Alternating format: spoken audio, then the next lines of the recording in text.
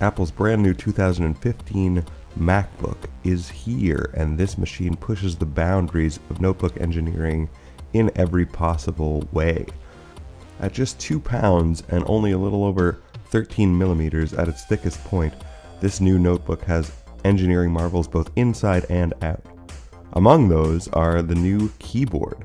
Apple has replaced the scissor-style mechanisms underneath each button with a new butterfly mechanism, which gives it key savings in terms of thickness.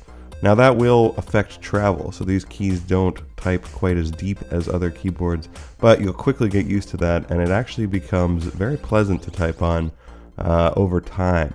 I was worried that this was going to be an issue because I'm an avid touch typist, and I generally like the satisfying feeling of a deeper sort of key travel depth. But I really enjoyed typing on this keyboard.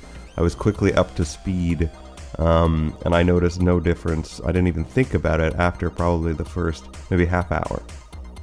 Now Apple also has a new trackpad here. This is the Force Touch trackpad, and you may have heard of that. It has no mechanical movement.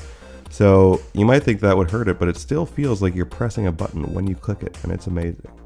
The display on the new MacBook is also very impressive. It's a 12-inch Retina display, and it gives you extremely crisp rendering both of text and of images, as you can see here on the best website on the internet, TechCrunch.com.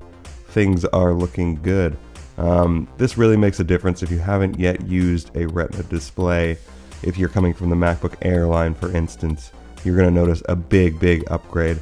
It looks good even among other Retina displays in Apple's lineup, partly because of that thin, narrow bezel along the outside. I just want to get back to that extremely amazing mechanical engineering that you've got going on with the case here.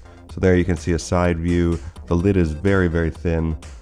Here's where the lid and the base meet at the thinnest point in the case. And there's that clasp, and that's actually very easy to get the lid open. It's surprisingly easy given how light the machine is. I was expecting a little more resistance. And then you can also see here the all-metal hinge, which is no small engineering feat. So this hinge in past MacBooks has been plastic, and there's good reason for that. It used to have to operate as a sort of wireless window, but Apple has used a lot of the technologies and a lot of the learnings that it gained from building metal iPhones and brought them here to make an all-metal construction, including that hinge, and it makes a surprising difference to the overall look and feel of the machine.